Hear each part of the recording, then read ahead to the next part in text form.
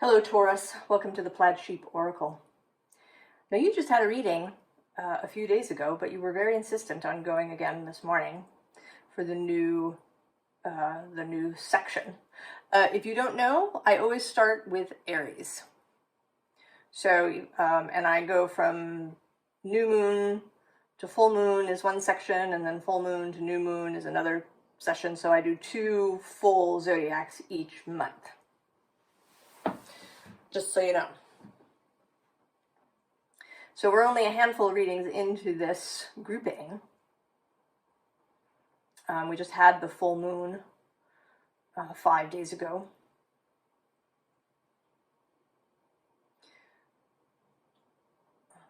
I guess 6 days ago now. But you really wanted to go, so here you are, and I understand it. I'm recording this and we'll post it on the 1st of January 2024. We begin with this card, but it's not about grief, right? It's about this funeral that's going on. Laying something to rest, right? And this is card number 22. And I actually started this reading, Taurus. I got, 15 seconds in, and I realized that I wanted a second card from this deck. And the card that came out is card number 24, and it is growth, but again, more importantly, right, there's this thing that has died, and then this new thing, right? This is a fledgling bird.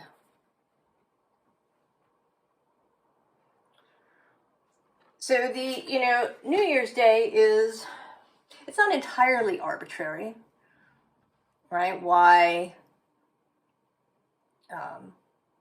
they decided to put the new year here in January, as opposed to, say in March, perhaps. But it is still, right, it's a man-made construct, the solar year with names of months and things. But at the same time, whenever you have a large collective, and in this case, most of the world, focused in a particular way, that creates power. So the new year does have power. This moment. And I would say all the way through the next new moon is on the 11th of January. New moon in Capricorn.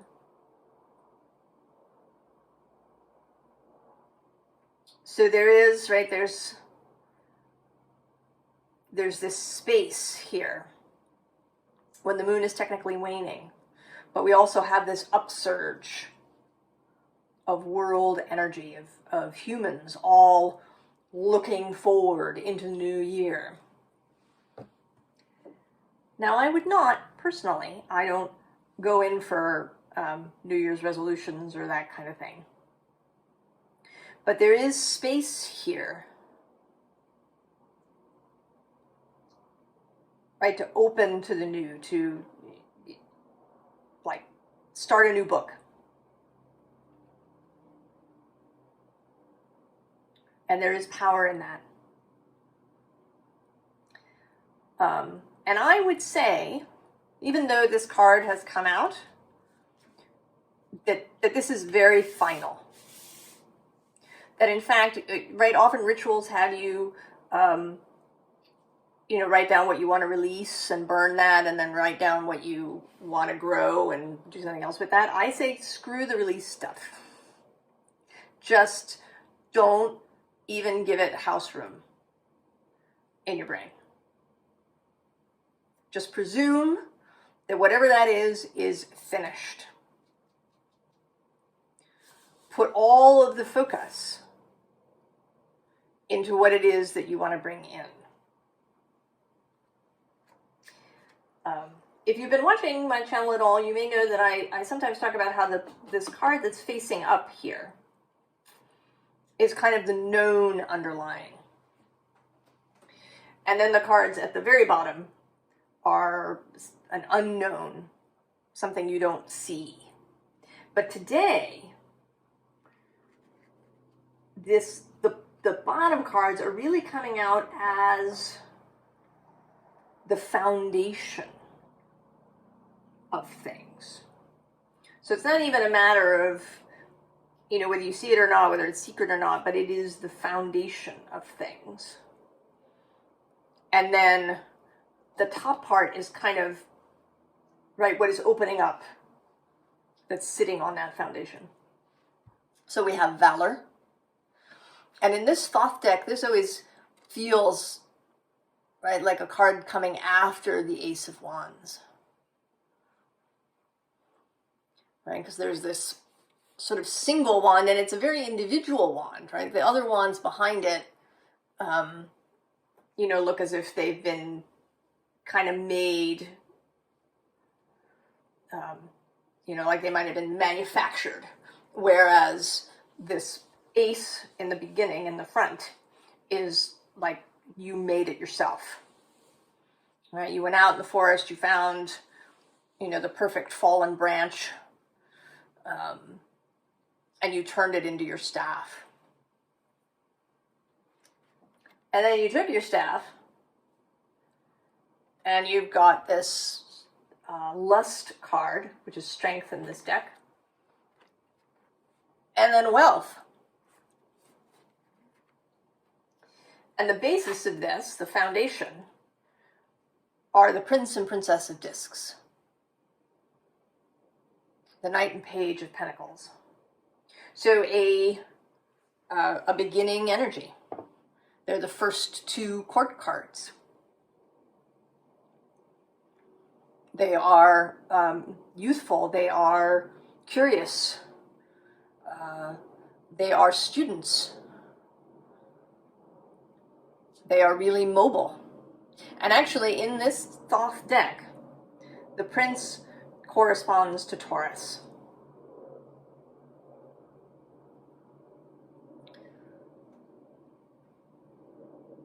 So this, right, this is you in a very youthful, vibrant, vital, vigorous way.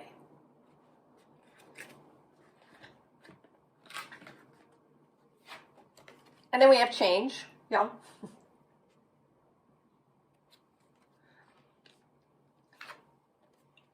And so if there are things in the past that you've thought of as failures, or, you know, the Seven of Discs often is like, oh, you know, I planted these seeds and they're like taking forever. What is happening? They are happening. Right? If maybe it's felt like failure because they haven't sprouted, you needed them to show up really fast. But what's coming in is this Knight of Swords, so new information, new energy, new ideas, and the Ace of Swords. So this Knight bringing you this Ace of Swords.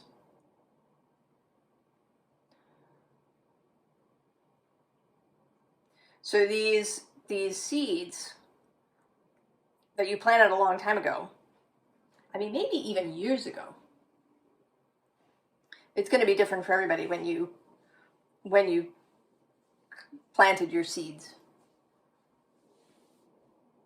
But now action is happening.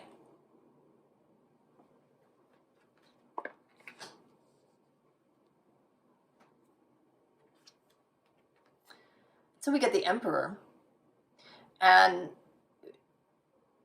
right, you may be youthful and curious and student-like, but you are also totally in charge of yourself. You're not allowing anybody else to make any decisions for you, to make you second guess or doubt yourself. And that doesn't have to be, you know, deliberate. Somebody can just, you know, say something that makes you go, oh, was I wrong? Or am I doing the wrong thing? You will know. Right? You will know what is good, new, solid information that this Knight of Swords brings. Right? With this moon, you will be able to see what has perhaps been obscured in the past. And the basis of this ability to see, to know, is the Strength card coming out again.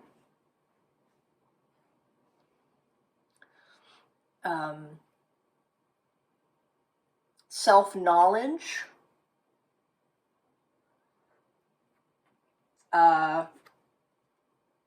self-acceptance, self-appreciation,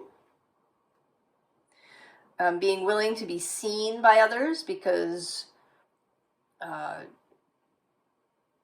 you have confidence in yourself. And the Knight of Cups. I've been seeing this energy lately as kind of friendship. You know, love can be a very sort of heavy word sometimes. And, you know, this idea that we have to go around loving everyone can feel like a lot. But to just have friendship, to be a friend to people, to show up in friendship. And then the King of Pentacles, you, Taurus. Fully yourself, your innate stability and sovereignty and mastery of the earth element and of the 3D world. And so what happens, right, through this Emperor energy, through all of this solidity, this confidence, this self-assurance, also liking yourself, right, that you really kind of like yourself. You know, if you met yourself in a bar, you'd sit and have a drink together. You like yourself. The results of this, right, is a sunlight, a clarity. You know how sunlight can change a space, right? A room can feel, you know, sort of dull or gloomy or abandoned in some way, and then the sunlight will come in through the window and it changes everything.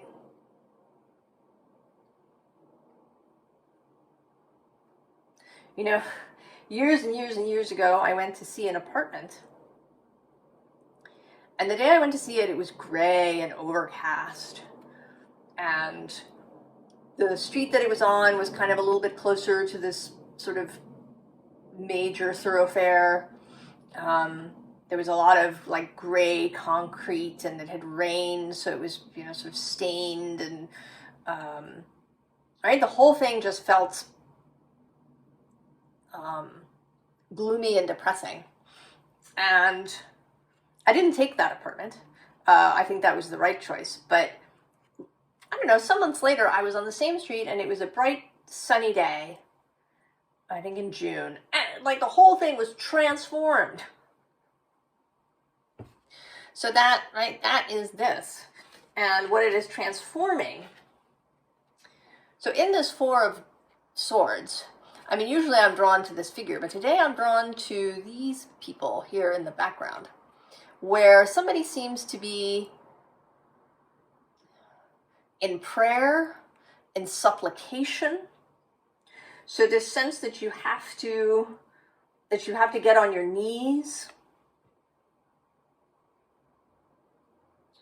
in order for anything to change, that you have to just give, perhaps, that you have to have some sort of stringent practice. You know, that you have to meditate an hour in the morning and an hour in the evening and do all these things, right? That there is, right, that you have to prostrate yourself, perhaps. And then also the Three of Swords, right? All the ways that You stab yourself in the heart with your thoughts. That will, right, that's the sun is going to alter that entirely. This whole new way of seeing yourself, of appreciating yourself, of liking yourself, of seeing yourself clearly in this sunlight.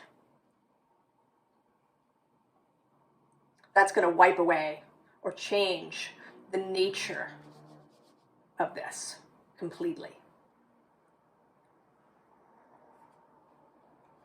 So then we get rain, fecundity. And right below her is South, adventure. Oh, and then I didn't even see her until this moment. Water, creation.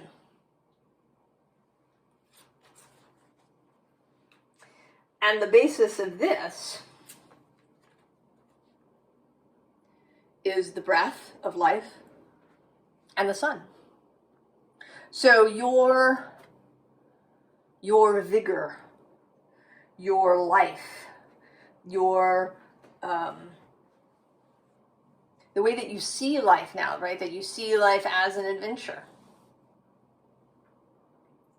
That rather than life being a slog, right? Rather than having to crawl through life on your knees, that you are lifted, right? Lifted with this heart breath and your own sunlight and the sunlight of the source of all things. And then that leads to this marine life richness, right? And there you are, in the center, really enjoying, savoring this whole environment that you now find yourself in. And you've been here, of course all of us are here all along. We just aren't always able to see it, but now you can see it. You see the richness of the world around you.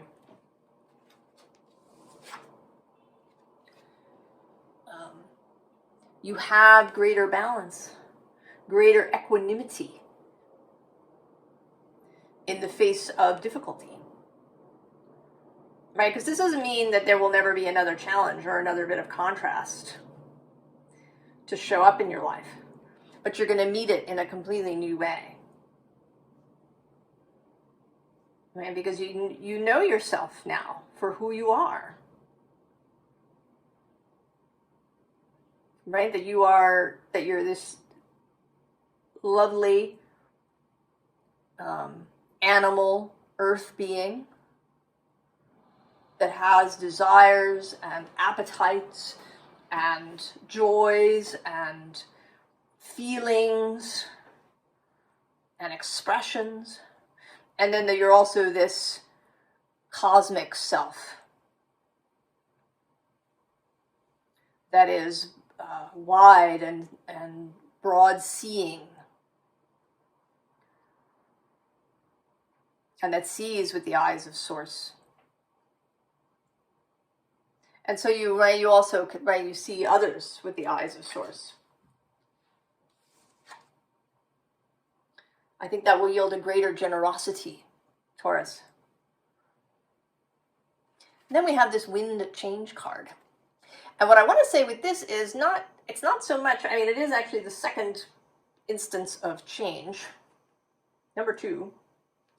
But there's also a sense here, I want to say, of this coming out of her. It's like she's creating it. Right? That this wind is her mind, right? Your mind, your creative capacity, and you are, right? This is coming out of you. Right? A visual representation of you creating your own reality.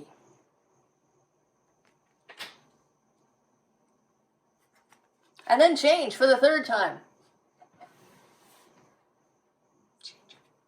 And below that is the Lovers. So making choices based on love rather than on fear or anxiety or lack or any of that stuff. And there's, again, this sense of union of the above and the below. And at the basis of that, we have justice. So, again, a sense of balance, of really understanding what feels harmonious to you.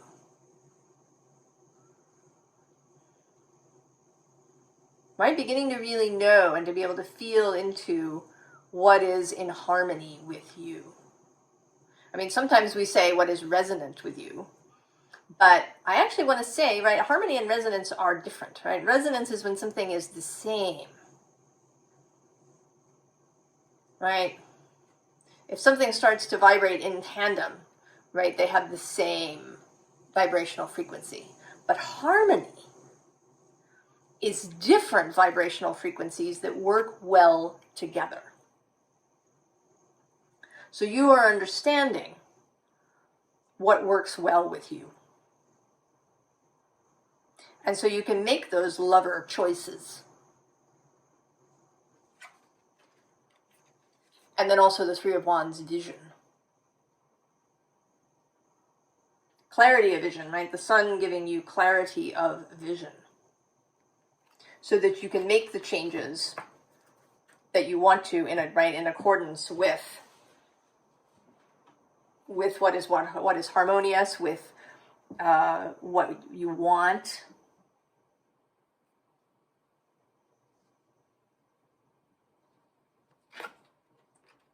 King of Wands, leadership, yes, of course, of your own life and possibly elsewhere. Possibly elsewhere. Nine of Cups, fulfillment.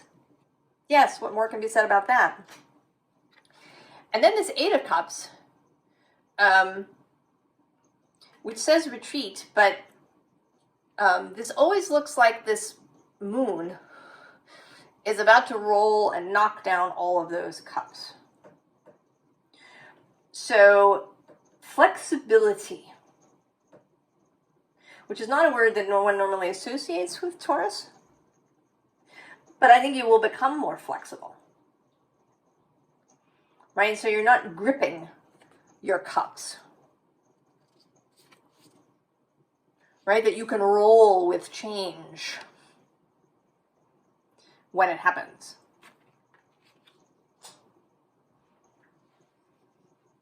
So, advice. The Two of Earth.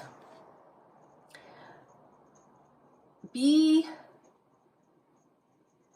joyful about the daily stuff. Because as much as this is a whole, right, it's a whole new way of being for you, of moving. It may not be, right, that there's some sort of thunderclap and that everything is suddenly transformed and you're in a whole new house and, you know, have new friends and everything. This is the new process. Often in Buddhist works, before enlightenment, chop wood, carry water. After enlightenment, chop wood, carry water. But this time, right after enlightenment, it's different. Those tasks change their quality. So allow your daily tasks to change quality, to feel a lot of pleasure in those daily things. And then with this Page of Air below that, right, allow yourself to receive new information as it arises, be open. Actually, the High Priestess is below that, and then the Hierophant, and actually Justice repeating. Oh, look, and the Seven of Earth as well. I could probably go down several more cards. I've been having lots of repeats in readings, and there are several in this one.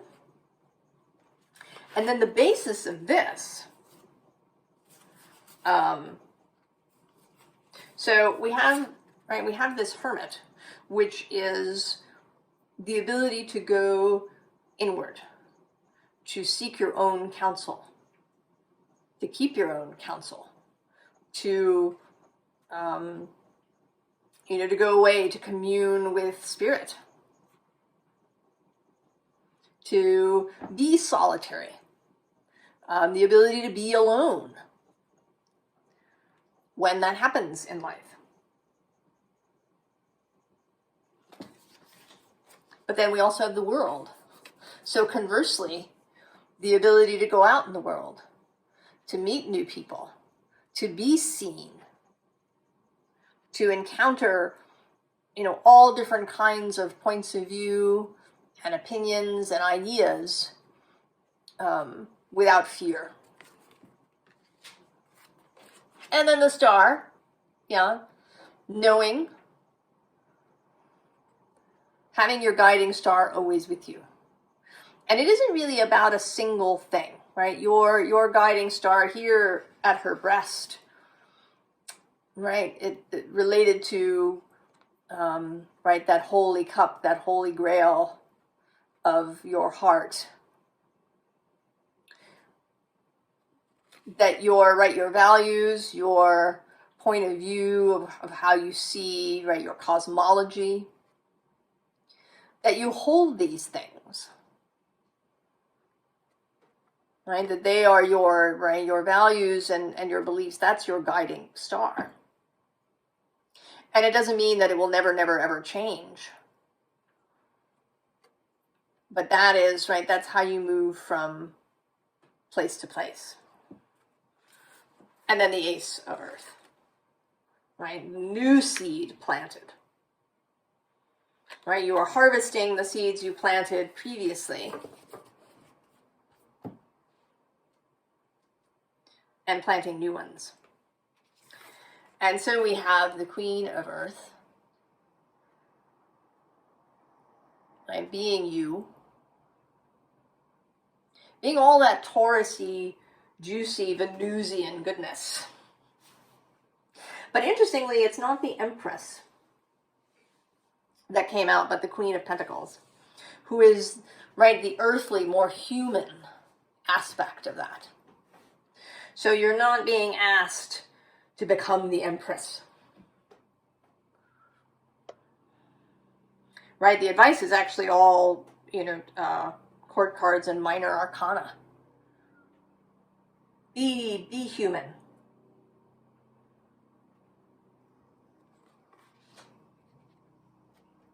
And then the Two of Fire. Creativity, openness to change, forward-looking vision.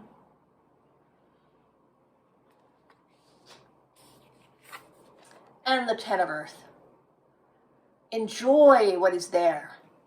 Enjoy the harvest. Savor what you have and what you take in. Really take pleasure in it. Just as you take pleasure in the daily tasks that create wealth. Right, this is another repeat. Really savor that wealth, that harvest. Whenever it comes in, celebrate and share with others. Taurus has a bit of a reputation of holding on to things, right? Of a sense of needing stuff in order to feel secure. So, generosity isn't necessarily a word that's associated with Taurus, but I think that when you know that you're living in this, then you can be open-heartedly generous, wholeheartedly generous with others. Not out of a sense of obligation or I have to do this in order to be a good person. but because you just want to, right? It's just flowing out of you. Right? It's this energy. So Taurus, oh, you know, and at the bottom of this deck,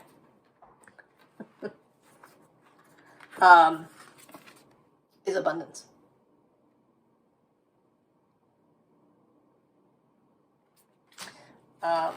So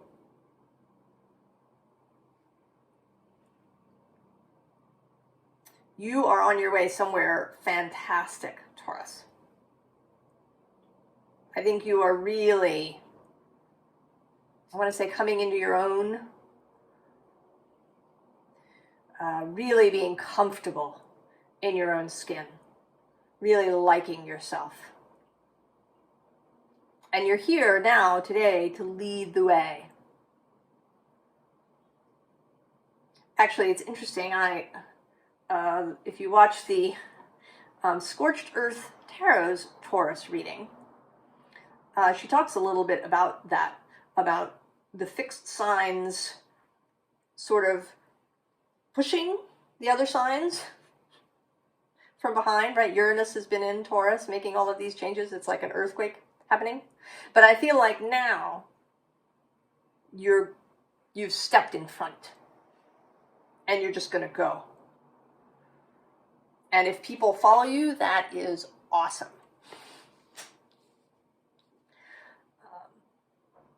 So I wish you all of the very, very best. If you're watching this when I post it, I wish you a very, very happy and prosperous and joyful new year. I'll see you next time. So long, Taurus.